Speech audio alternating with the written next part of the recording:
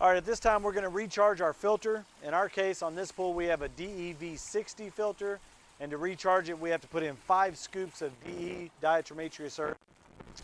The first thing I always do whenever I do this is make sure that I'm at the skimmer closest to our pool equipment.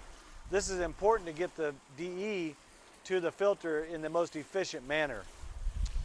The next thing I do is I use my scoop. And I grab some water to cool this brass lid. These brass lids are pretty, but they also get a little bit hot. So after I've cooled it down, I can remove the lid safely and comfortably, and then I'm going to simply put 5 scoops. I'm going to pour them in slowly, one at a time, and I'm going to let the DE get sucked down through it. It's important not to dump it all in here too fast because the DE will run out into the pool.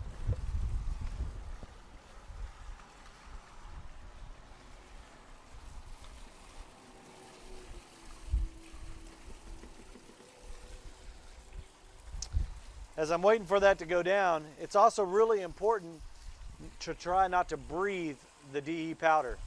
Just like when you're working with any chemical, you want to be upwind from the actual chemical itself so that you don't inhale the chemical.